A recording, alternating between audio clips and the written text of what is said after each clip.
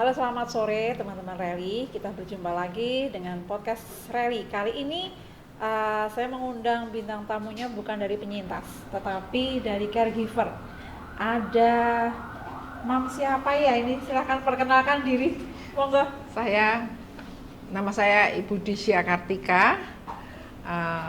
Anak saya Yohana Elvina Andrianto. Yang sakit? Yang sakit ya? Putri saya, ya Yohana. Silakan Pak, perkenalkan diri. Ya, makasih Kak Rally. Saya Rahmat. Saya dari Yogyakarta, dari kota Yogyakarta. Kebetulan saya caregiver untuk istri saya, Ima Tahir, yang didiagnosa lupus SLE. Ya, oke. Itu kan. Ya, oke, kita akan berbincang-bincang dengan kedua caregiver kita. Kenapa kedua caregiver ini saya undang? Karena perjuangan seorang penyintas rematik autoimun itu tidak bisa sendirian. Dia memerlukan dukungan dari orang-orang sekitar, terutama orang-orang terdekat. Jadi seperti Mama Desya ini kan putrinya yang sakit, jadi hubungannya kan lumayan dekat ya Tante. Jadi tentunya Tante tahulah dinamikanya Kak Iyo gimana ya. Demikian juga Pak Rahmat. Pak Rahmat ini istrinya yang sakit. Jadi sebagai pendamping hidup tentunya Pak Rahmat tahu betul nih dinamika dari penyakit rematik autoimun yang diderita oleh istrinya. Jadi dua-duanya ini adalah penyintas lupus. Kita mulai dulu dari Mama Desya ya. Sejak berapa lama sih Kak Iyo sakit? Yohana sakit tahun 2015. Berarti sekarang sudah 9 tahun. 9 tahun. 9 tahun. Jadi waktu awal-awal sakitnya itu sebetulnya saya belum begitu tahu kalau dia sakit lupus, karena wajahnya waktu itu ruam-ruam dan rambutnya rontok. Nah, waktu itu dikiranya cuma sekedar rontok biasa, terus akhirnya ke dokter kulit, dokter spesialis rambut gitu, kepala, sampai disuntik, dikasih vitamin segala, tapi ya tetap rontok gitu. Nah, waktu itu sempat sakit panas tinggi. Dan dikasih obat paracetamol tapi nggak ngefek gitu loh. Terus akhirnya diperiksakan dan ternyata dia sakit lupus. Padahal sebelumnya Kak Iyo ini sering sakit nggak, Mam? Wah, dia waktu itu tahan banting ya. Tahan banting, dia kuat. Dan dia waktu itu semester kelima, dia kuliah di arsitek Atmajaya. Dan dia waktu itu memang terlalu capek ya. Pemicunya dia terlalu capek dan dia punya kegiatan-kegiatan di komunitasnya, dia punya organisasi yang kerohanian, jadi dia harus melayani kemana-mana, naik motor, cari dana dan lain sebagainya, sehingga asupan gizi yang di tubuhnya itu kurang baik. Dan di samping itu pemicunya dia stres, dia ngambil SKS-nya double gitu, jadinya ngejer, jadi double ya. Iya betul. Jadi stresor dari ini akademisi juga ada gitu ya. Iya betul. Jadi pemicunya itu. Jadi dari keluarga tidak ada yang sakit. Tidak ada yang latar belakang yang sakit. Iya, latar belakangnya ya karena pola hidup. Jadi ada stresor tadi ya Tante. Iya betul. Terus itu pertama kali didiagnosa lupus tuh apa sih yang ada di pikiran Tante? Waktu itu saya sedih banget. Saya sangat sedih sekali karena saya tahu bahwa seseorang penderita lupus itu memang belum ada obatnya. Saya punya tetangga meninggal dunia karena dia didiagnosa lupus dan yang diserang darahnya. Jadi saya juga mikir, aduh, anakku kok sakit lupus.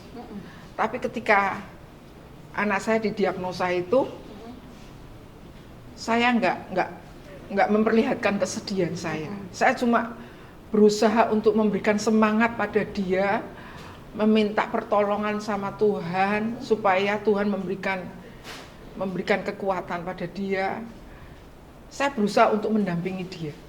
Sejak tahun 2015 sampai 2024 ini saya berusaha menjadi pendamping dia sebagai seorang sahabat, sebagai mama, sebagai teman, saya dampingin terus karena saya tahu bahwa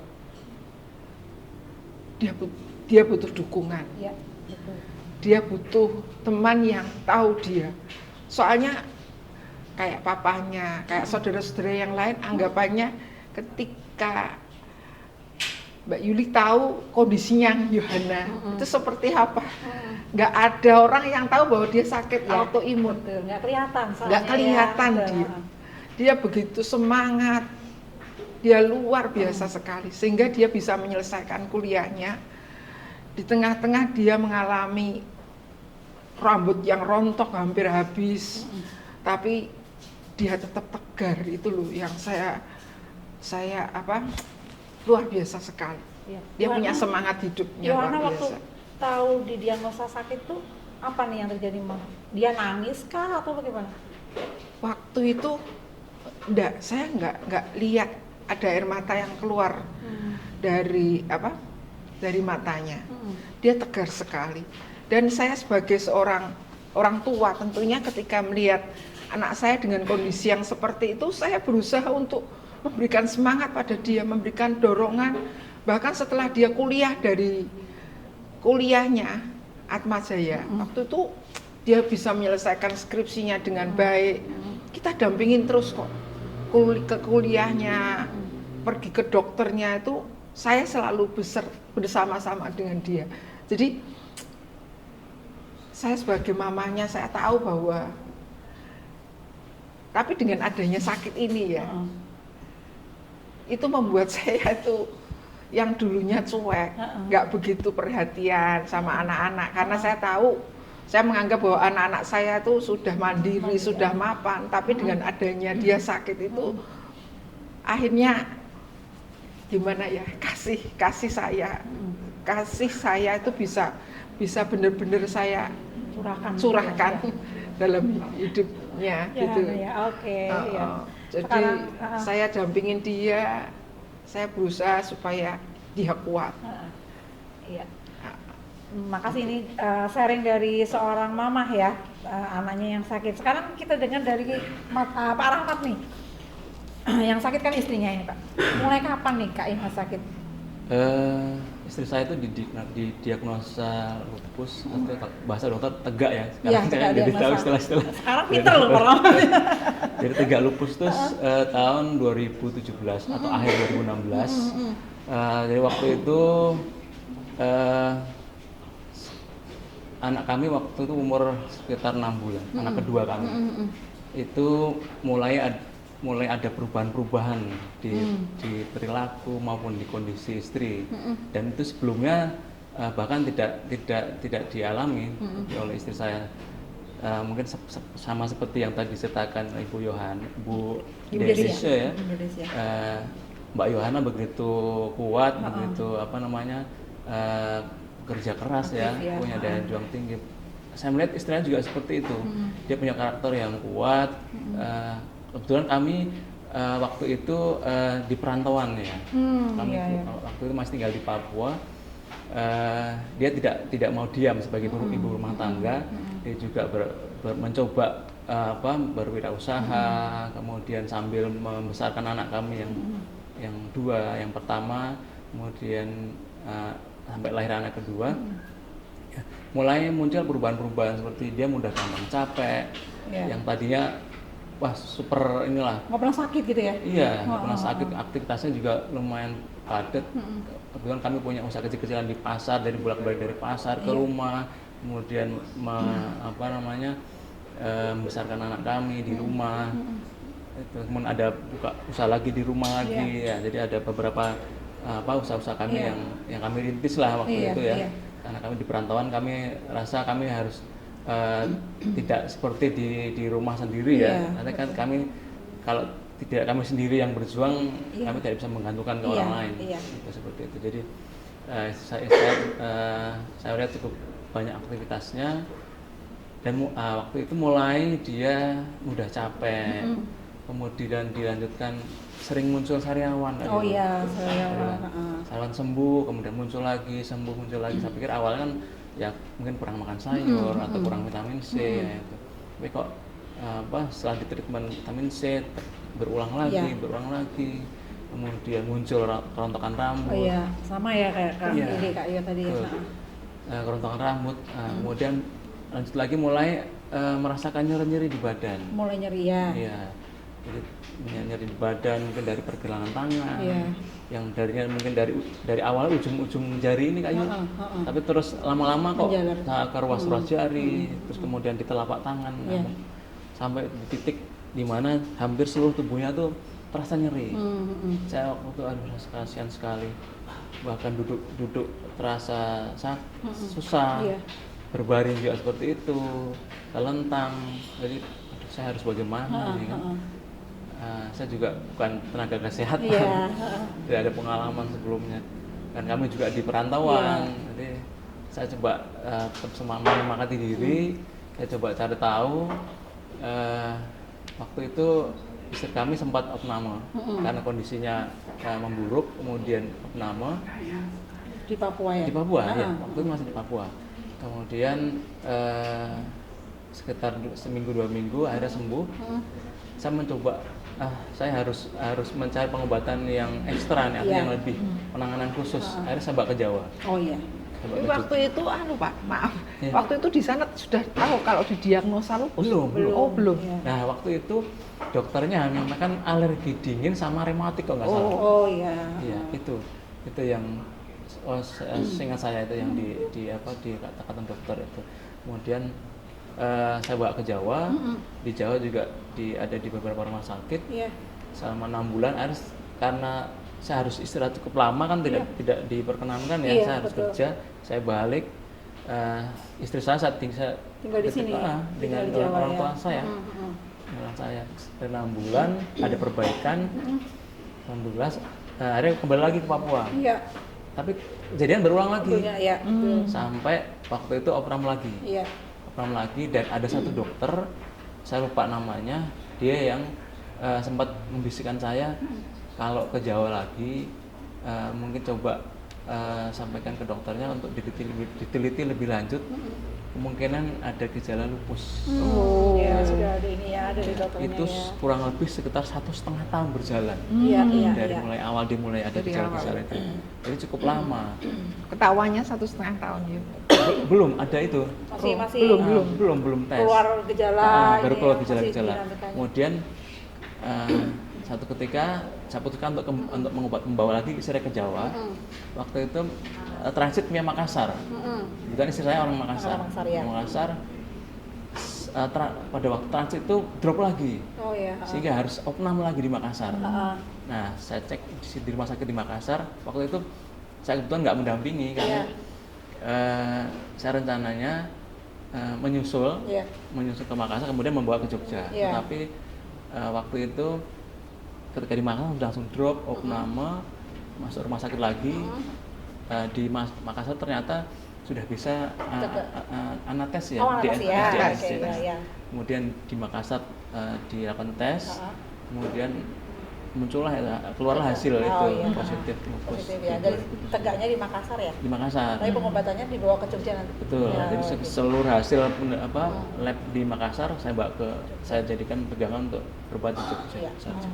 Berarti Awal-awal itu dari tahun berapa? Berarti kalau 1,5 tahun sebelum 2017 sekitar 2015. 2015 ya. Iya. Mulai muncul gejalanya. Mulai Iya. muncul. Oke. Kemudian ini kan posisinya IKMH punya anak kecil-kecil ya waktu itu ya. Iya. Terus gimana nih Kak? Maksudnya ketika pertama kali terdiagnosa lupus ini Kakak pasti belum sepintar sekarang nih. masih apa namanya? Masih kurang familiar dengan penyakit ini. Perasaannya gimana tuh waktu itu? Ya waktu itu terus terang saya bahkan mendengar kata lupus itu belum pernah. Film lupus pasti ya? Belum waktu Oh itu belum. Ketahuan angkatannya berarti ini ya, saya angkatan tua. Terus. Jadi, saya coba ya saya hanya bisa untuk kalau itu udah ada ini ya Google ya, jadi saya hanya coba browsing apa itu lupus, kemudian kenapa bisa muncul seperti itu, hanya seperti itu. Jadi kemudian saya mencoba mencari referensi dan juga dokter-dokter pemerhati lupus di Jogja waktu itu sebelum saya berangkat ke Jogja. Jadi ketika saya di Jogja saya harus kemana, saya sempat bertemu dengan siapa, konsul dengan siapa, karena ya itu tadi mungkin belum banyak ya dokter-dokter pemerhati lupus. Jadi saya tidak mau bukan coba-coba ya spekulasi. Jadi saya harus itu mencoba ke ahlinya ya. Iya. Jadi kedua caregiver kita ini adalah benar-benar caregiver yang mau belajar tentang sakit yang dialami oleh anggota keluarganya. Jadi ini sangat penting ya. Kenapa kalau misalnya seorang penyintas itu kontrol sangat diperlukan sekali pendampingan dari keluarga. Paling tidak keluarganya itu tahu apa yang dihadapi gitu ya Tante ya. Betul ya. Harus tahu ya, harus tahu, jangan sampai di tengah perjalanan justru halangan itu ada dari keluarga. Kamu kok sakit terus nggak sembuh-sembuh kayak gitu ya misalnya. Kamu minum obat terus nanti kena ke ginjal. Nah itu kan banyak sekali stigma-stigma yang melemahkan perjuangan si penyintas sendiri. Tapi beda perkara ketika caregivernya seperti Tante dan Pak Rahmat ini. Beliau ini mendampingi dari mulai kontrol, kemudian mengikuti kegiatan di komunitas, banyak ilmu yang didapat sehingga beliau-beliau ini tahulah apa yang harus dilakukan. Apalagi kalau pas kondisi flare, itu bener-bener kadang-kadang bisa kemana-mana. Pernah juga sampai ke kamar mandi itu sampai 5 hari dikasih obat introstop dia diare yang intens gitu ya. Jadi kalau sudah flare itu kadang-kadang minum obat itu pun bocor semua, nggak ngefek gitu loh. Iya, ini aku mau nanya nih, pengalaman paling ngedrop yang benar-benar paling parah gitu ya. Itu kalau kayak pas apa tuh Tante? Waktu tahun 2018. Jadi dia sakit tahun 2015. Drop tuh 2018. Ketika dia kuliahnya sudah selesai arsiteknya. Terus dia lanjut lagi ke dia kuliah 2017. Iya, 2017. Dia kuliah di sekolah teologi Malang Batu itu. Nah, pulang dari sana dia flare. Karena dia ikut kegiatan olahraga, dia kecapean, kepanasan, dan akhirnya bengkak.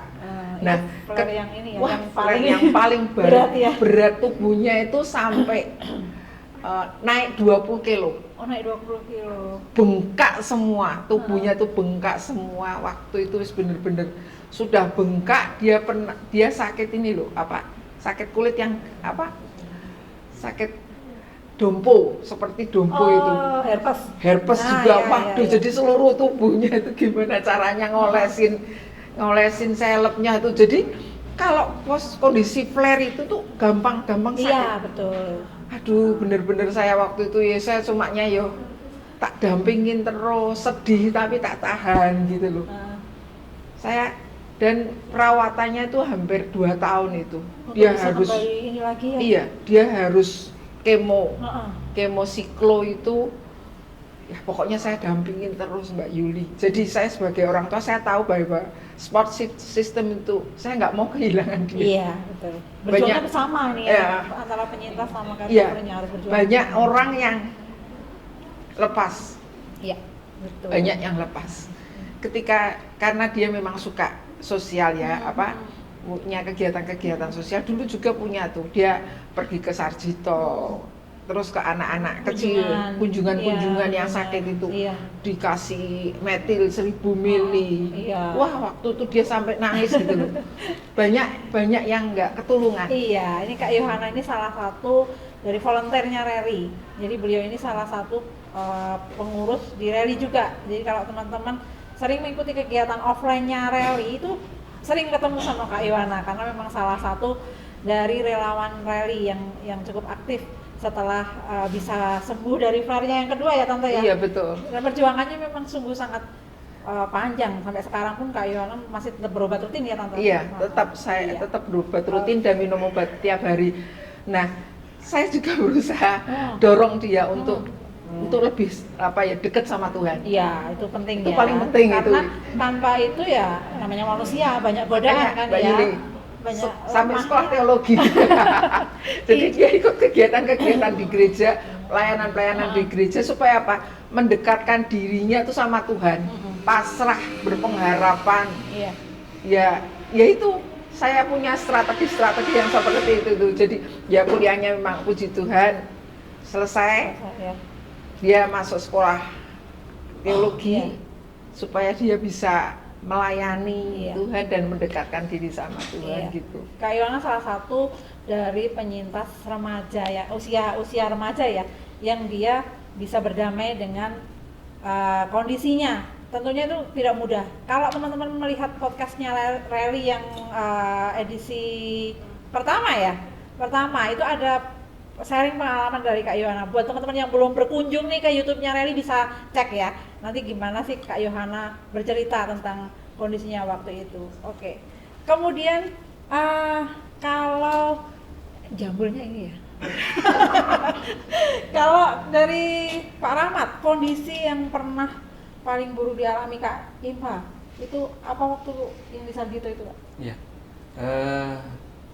Ima itu kebetulan ya mungkin anugerah ya. Iya. Jadi SLA itu kan sistemik ya. Iya. Banyak dari organ-organ dia yang sudah beberapa kali mengalami radang mengalami Iya. infeksi ya. Iya. Dia sudah paru-parunya, kemudian di lambungnya, kemudian di rongga mulutnya, Iya. di gigi, kemudian di kulitnya, di sendinya mungkin kalau untuk ramai ya, Iya. bandingkan dengan saya cukup iri, bukan dengan teman-teman yang lain mungkin ya hanya tulang belakangnya Iya. atau hanya di bagian darahnya, walaupun ya semua sama sih semua Iya. punya ujian sama sendiri-sendiri. Iya. Gitu. Kalau yang paling berat itu mungkin 2019 ya, Iya. waktu terkena stroke gitu. Iya, betul. Itu sampai menguras emosi terus terang. Artinya sampai begitu tahu stroke kemudian 2 hari itu tak sadarkan diri, Iya, tidak bisa tidak sadarkan komunikasi diri orang. pernah. Kan. Iya, waktu itu kita Sudah pikirannya kemana-mana ya. Iya, gitu. betul Kak. Jadi ya pokoknya sampai kondisi terburuk itu sudah Iya. sampai terpikiran, Iya. tapi saya coba buang jauh-jauh. Iya. Tetap kuat karena siapa lagi kalau bukan Iya, kita betul. yang menguatkan. Iya. Gitu. Jadi titik yang paling nadir, paling rendah waktu itu Pas ketika itu ya. stroke dan tidak sadarkan diri, Iya. tidak mengenali sapa-sapa. Iya, betul. Dan ketika mulai mengenal, mulai merasa sentuhan Iya. itu istilah nikmatnya luar biasa ya. Perubahan yang luar biasa Iya, ketika dia sadar, ketika iya. dia bisa merasakan sentuhan, bisa merasakan merespon gerak. Iya. Itu Kayak mujizat ya. Iya, kesempatan kedua. Kalau ada yang bilang Betul. kesempatan kedua itu ya. yang luar biasa ya. Ya pengalaman bagi saya sendiri. Iya. Nah, kan kalau mau diceritain ulang, Ima itu bahkan dia dalam periode sekitar 2-1 bulan tuh dia tidak tahu apa yang dia Iya, rasakan. iya, betul. Dia tidak sama sekali tidak ingat apa yang Iya. bahkan keluarga dari Makassar datang Iya. ke sana itu dia sudah merespon. Iya. Tapi ketika sampai kondisi stabil, keluarganya kembali, Iya. dia tidak tahu kalau kemarin Kalau ada kemarin keluarga yang dikunjungi datang. ya. Ya. Iya, sampai seperti itu. Sampai kayak Iya. gitu. Iya. Ya, itu Jadi kemudian dan waktu itu perjuangan untuk pemulihan juga lumayan lama ya Pak ya? Iya, sampai sekarang. Iya, sampai sekarang masih sekitar 5 tahun. iya, masih pemulihan, berusaha untuk pemulihan Dari terus. terapi, dari bicaranya, Iya, betul. organ motoriknya, Iya, motorik iya. kasar, motorik halus itu Iya. masih sampai sekarang. Berarti yang diserang tuh sarafnya ya? Iya, sarafnya. Iya, sarafnya masih juga. kemarin iya, datang sampai dia saraf ya, juga sampai ya? ke sana ya. itu dokter menyampaikan memang dimungkinkan ya. Iya. Cuman kalau dibanding stroke yang penderita misal tensi Iya, atau iya. kolesterol itu agak berbeda, Iya. tipenya agak berbeda, tapi Iya. bisa Iya. ternyata. Saya juga bertanya-tanya, dok bisa ya sampai terserang ke kepala Iya, ya? Iya, iya, sampai kayak bisa. gitu loh, Iya. nyerangnya Iya. tuh sampai Iya, kemana-mana. iya, betul. Itulah makanya ini karena sistemik, jadi dari ujung kepala sampai ujung kaki itu bisa terkena. Iya, Jadi, waktu beberapa waktu yang lalu tuh Yohana juga sampai separuh itu tuh separuhnya. nggak separuh nggak berasa gitu. Kebas. Jadi ketika dicek tuh ya saraf belakangnya juga ya kena gitu. Iya, oke. Wah, macam-macam Ada bener-bener. juga dok, ini 11 hari di unit stroke dan sudah boleh dipulangkan. Iya. Karena kondisinya belum bisa apa-apa. Iya. Saya sempat tanya dok, ini pasien belum bisa apa-apa, sudah dibolehkan pulang. Iya. Ya karena katanya kondisi kedaruratannya sudah lewat. Iya. Oh, Jadi tinggal Walaupun belum- pemulihan. ya, belum Tinggal bisa apa-apa, pemulihan. Mbak. Iya, dan Enggak. memang untuk apa namanya, inilah peran pentingnya caregiver. Bisa dibayangkan ketika seorang penyintas rematik autoimun bahkan untuk memilih suatu tindakan untuk dirinya sendiri dia tidak bisa. Disitulah peran caregiver. Kalau caregivernya menyerah ya sudah selesai semua perjuangan. Tetapi ketika si caregiver ini berusaha mengusahakan walaupun setitik saja harapan, patut diperjuangkan. Nah, ini mereka berdua ini juga pejuang-pejuang yang tidak kalah tangguh dengan penyintasnya ya. Bisa dibayangkan ketika kita posisi yang benar-benar tidak bisa membela diri atau mengambil tindakan untuk diri kita sendiri, kalau tidak ada caregiver ini tentunya iya betul udah Mbak nggak Yuli. bisa ngapa-ngapain, ya kan? Saya pernah Mbak Yuli ketemu waktu di Sarjito tuh. Ada pasien tuh yang ngeluh sama saya, curhat sama saya. Karena dia dalam kondisinya capek, Iya. tapi orang tuanya nyuruh dia kerja terus. Iya. Dan orang tuanya juga curhat sama saya, anaknya nggak mau kerja. Bayangin aja. Jadi Kondisinya tubuhnya sebetulnya waktu itu lebih bagus daripada Yohana. Akhirnya beberapa waktu dia harus cuci darah, terus akhirnya meninggal. Iya, jadi mungkin ada miskomunikasi di situ. Iya, itu loh. Miskomunikasi antara si penyintas dan si caregiver. Jadi masing-masing mempunyai opini sendiri, Tante. Iya, Jadi betul. tidak ada jalan keluar yang untuk win-win solution ya untuk intinya. Betul, pendamping itu penting Ya. banget. Penting juga untuk belajar. Ini benar-benar kita tekankan.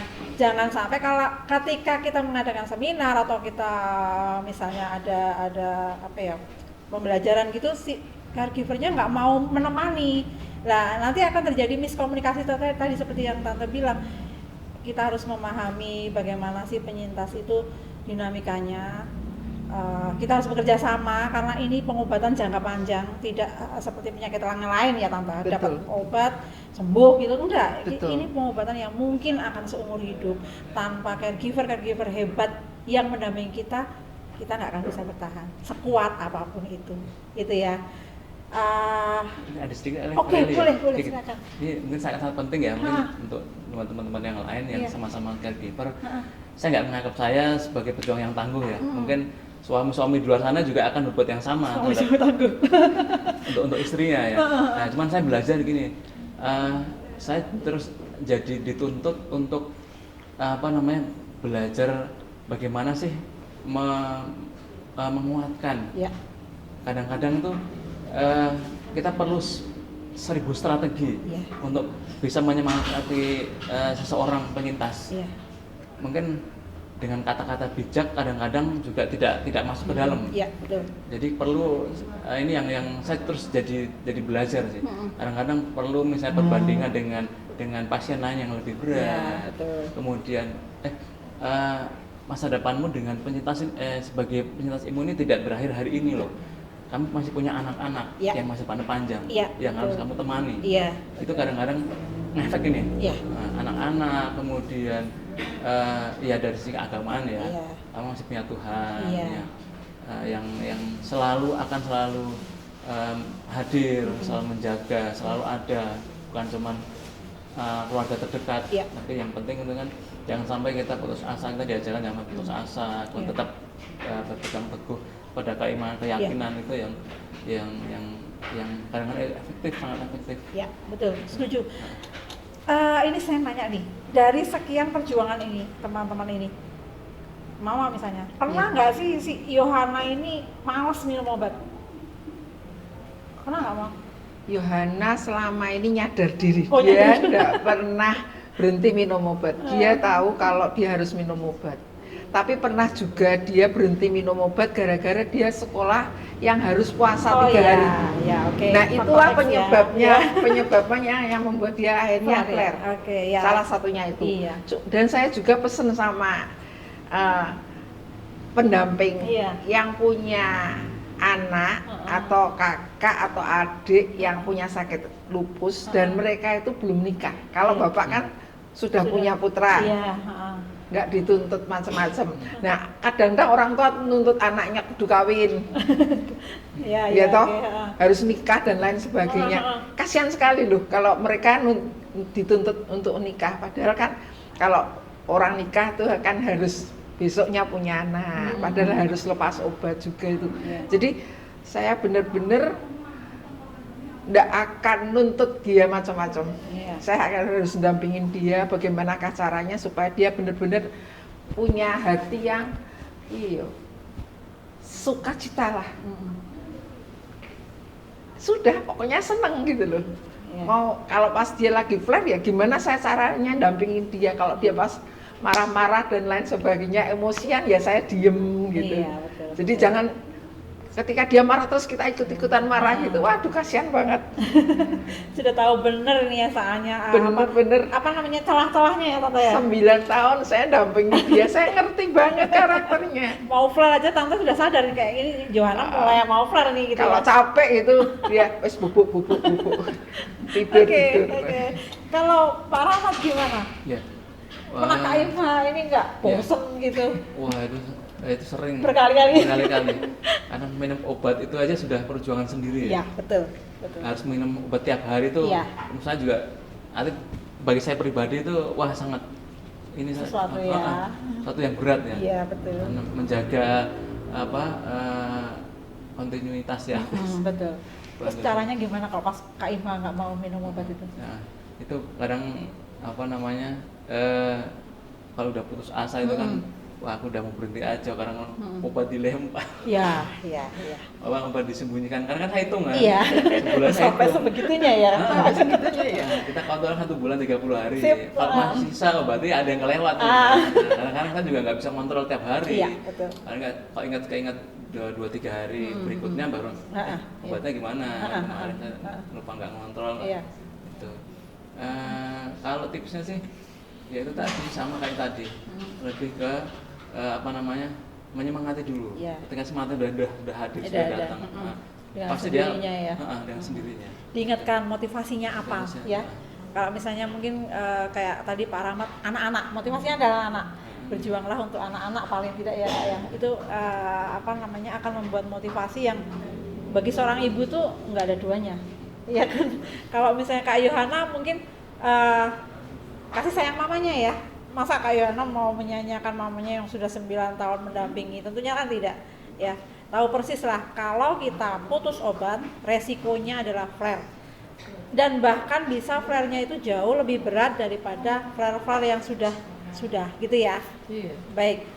Untuk terakhir, apa sih pesan dan pesan-pesan Mama dan Pak Rahmat untuk caregiver di luar sana? Juga untuk penyintas mungkin di luar sana.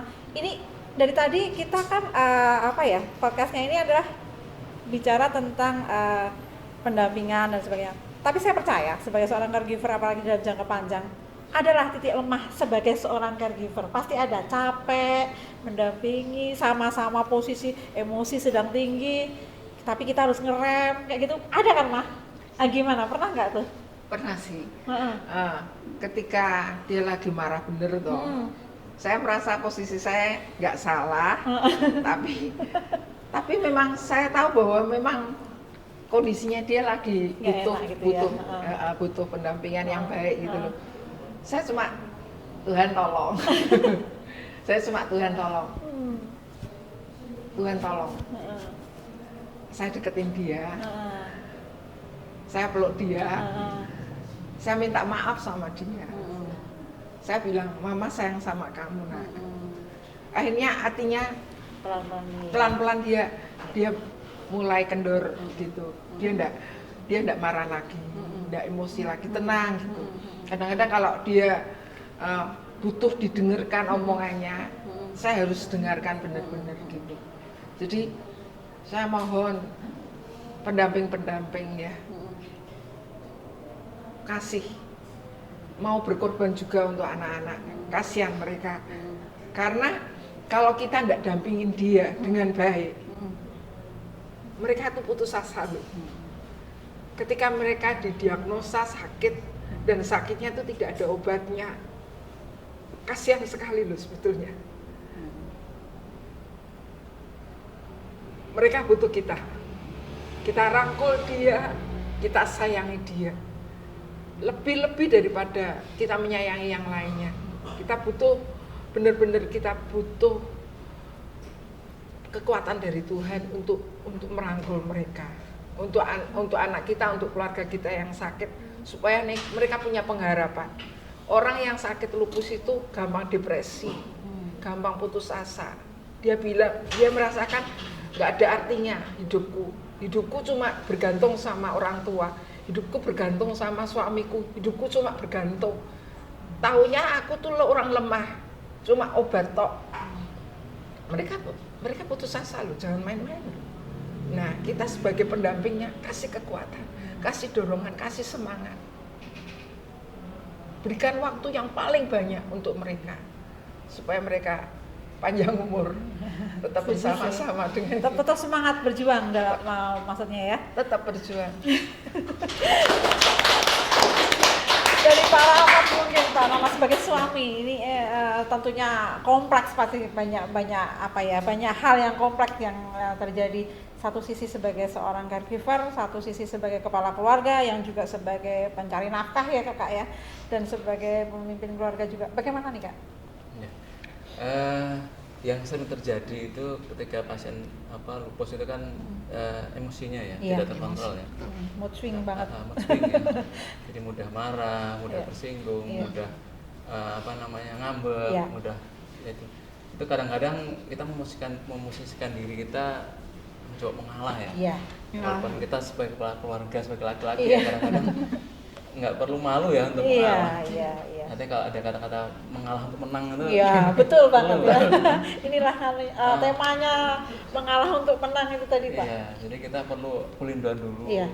Kita mengalah dulu sampai dia benar-benar bisa menguasai diri, kemudian kita baru masuk. Iya, benar. Kita beri semangat, motivasi.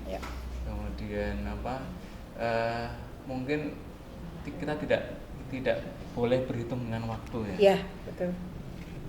Untuk berjuang mendampingi pasien lupus itu harus harus berkorban dengan waktu. Iya. Karena tahu kronis ya. Iya. Menyadari bahwa lupus itu kronis sehingga bisa dimungkinkan tidak bisa stabil dalam waktu yang singkat. Jadi kita harus tahu diri dulu. Jadi kita tidak boleh berhitung dengan waktu. Saya sudah merawat dia dalam waktu sekian lama, sekian bulan, sekian tahun. Buang itu jauh-jauh. Artinya harapan kita akan sembuh, akan stabil, akan remisi dalam waktu yang sesegera mungkin. Iya kan? Itu harapan ini selalu saya angkat ini, harapan ini selalu. Jadi ya tidak perlulah kita mungkin ada pasien yang lain yang 10-15 tahun mengonsumsi obat. Kalau untuk itu kita harus selalu mempunyai harapan remisi sesingkat mungkin. Iya. Kan? Itu jadi suntikan motivasi juga untuk pasien. Artinya kalau kamu pengen sembuh lebih cepat, ya harus tetap minum obat, kendalikan emosi, kuasai diri kan itu. Jadi kadang-kadang pengalaman yang buruk itu bisa jadikan senjata juga. Jangan sampai kembali lagi gitu ya. Jadi pelajaran. Jangan sampai kita jatuh ke lubang yang sama gitu ya Pak ya. Yang sama juga. Itu kemudian kadang-kadang kita perlu bandel juga lah ini. Seperti apa tuh? Artinya kadang-kadang pasien lupus tuh misalnya karena nggak mau makan ya, karena kadang dia melihat kondisinya, aduh aku percuma makan, percuma minum obat. Kalau kita ngikutin atau kita larut dengan kondisi dia, kita juga kadang-kadang nggak doyan makan. Iya, betul. Nah itu bandelnya di situ. Kita makan aja. Kita juga harus tahu di kondisi kita juga harus lebih sehat dari dia. Supaya bisa menjaga dia kan. Supaya menjaga dia. Yohana itu juga pernah nggak mau makan. Pernah nggak mau makan. Kalau pas dia lagi jengkel, marah, stres itu nggak mau makan. Saya suapin kok. Tak suapin gitu, tak rayu gimana carane gitu. Ya bis gimana lagi lah. Iya, setuju. Jadi dari podcast kita kali ini kita tahu lah ya, peran caregiver itu sangat sangat menentukan seseorang bertahan atau tidak.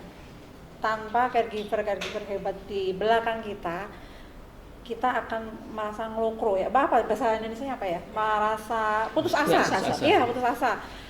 Kita kayak berjuang sendiri. Walaupun mungkin ada teman-teman yang lain yang mempunyai sakit yang sama dengan kita, cuman tetap kekuatan terbesar kita, support terbesar kita adalah keluarga terdekat. Jadi terima kasih sekali kepada Pak Rahmat, kepada Mama yang sudah menjadi caregiver hebat untuk Kak Yohana dan Kak Imha. Semoga teman-teman yang lain bisa mendapatkan pencerahan dari apa yang kita bicarakan sore hari ini, dan mohon kepada caregiver di luar sana, yuk kita mari belajar bersama, kita berusaha untuk menemani dan mendampingi, walaupun mungkin ini tidak mudah. Sebagai manusia pasti kita juga mengalami sendiri up and down ya Tante, mungkin tidak merasakan sakitnya, tapi yang namanya lelah itu pasti ada.